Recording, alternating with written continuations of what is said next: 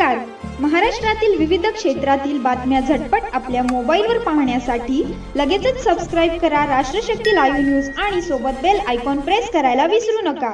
Commissioner police यांना आम्ही निवेदन दिलं आहे की पहिल्यांदाच खूप वर्षानंतर किंवा पहिल्यांदाच राजकीय हेतू पुरस्सर पॉलिटिकली मोटिवेटेड मर्डर हा सोलापुरात झालाय. लॉ आणि ऑर्डर, कायदा सुव्यवस्था पूर्णपणे कोलॅप्स झाली आहे. प्रशासन पूर्णपणे कोलॅप्स झालंय.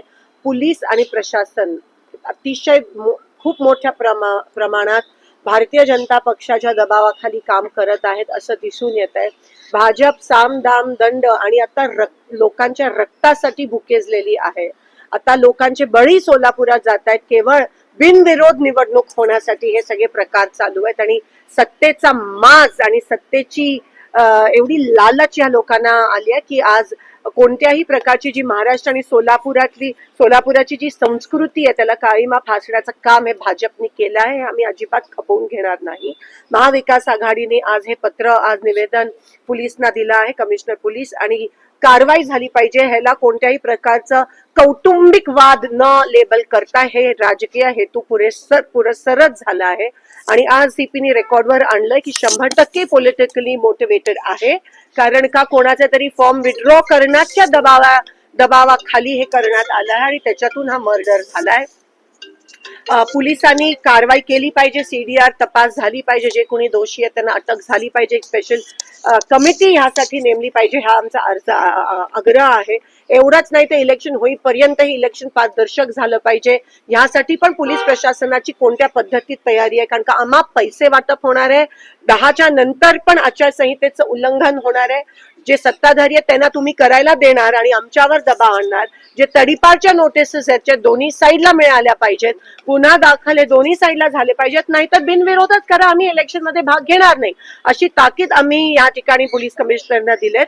आणि कोणत्याही दबावाखाली न येता एक चांगले पोलीस ऑफिसर म्हणून तुम्ही काम करा. पोलीस प्रशासन अतिशय खूप मोठ्या प्रमाणात दबावाखाली दिसून येत आहे. फॉर्म भरायच्या दिवशी पण, फॉर्म विड्रॉलच्या दिवशी पण आणि भरायच्या दिवशी पण काही ठिकाणी दिसून आलं की त्यांच्या लोकांना आतमध्ये सोडत होते आणि आमच्या लोकांना नव्हते सोडत. अजूनही जे इलेक्शन यंत्रणा आहे त्यांच्याकडून याद्या डिक्लेअर झाल्या नाहीत, हे तुम्ही बघू शकता. मुद्दामून विरोधी पक्षाचे काही कॅन्डिडेटची नावं पण या ठिकाणी यादीत येत नाहीयेत. हे पहिल्यांदाच गंभीर स्वरूपात असं झालं असेल आणि ह्याचा किती मोठ्या प्रमाणात दबाव आणि किती मोठ्या प्रमाणात तुम्ही लोकशाही आणि संविधानाची हत्या करताय. तुम्हाला कसली भीती आहे? तुम्ही आमचेच कॅन्डिडेट एक तर पळून घेऊन जाता, त्यानंतर तुम्ही 3 नंतर एबी फॉर्म द्यायला, 3 नंतर कोणतेही कागदपत्र, एबी फॉर्म असो किंवा नसो, तुम्हाला स्वीकार करण्याचा काही अधिकार नाहीये. ते साफ डिस्क्वालिफिकेशन साठी ग्राउंड बनू शकतं. आणि म्हणून आम्ही रिट पिटिशन हायकोर्टमध्ये दाखल करणार आहोत. लीगल नोटीस देखील आम्ही पाठवतोय. आणि आता हे कोणत्या स्तराला घेऊन जातील इलेक्शन, सामान्य माणूस हा भीतीपोटी जगतोय. आम्ही पोलीस कमिशनरला हे पण सांगितलं की जातीय तेढ निर्माण करण्याचं, ध्रुवीकरण निर्माण करण्याचा प्रयत्न हे भाजप करणार आहेत. आपल्या इकडे गड्डा यात्रा आणि इलेक्शनचा वोटिंग दिवस हे एकत्र येत आहे. हा लोक एवढ्या खालच्या पातळीला घसरलेत की सत्तासाठी रक्त या ठिकाणी लोकांचं घ्यायला तयार आहेत. आणि म्हणून ही काळीमा सोलापूरवर, हा कलंक नाही यायला पाहिजे. इथे आम्ही सुसंस्कृत आहोत आणि तुम्ही जे भाजपचे पदाधिकारी आहेत त्या पदाची काहीतरी लाज ठेवा. आमच्या सोलापूरचं वातावरण बिघडवू नका.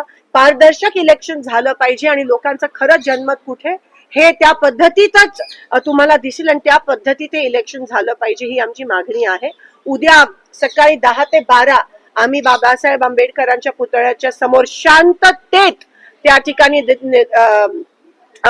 बसणार आहोत. आणि जे होत आहे एकंदरीत आम्ही त्याचा विरोध काळी फीत लावून करणार आहोत. पोलीस कमिशनरला आम्ही ते ऑलरेडी सांगितलं आहे.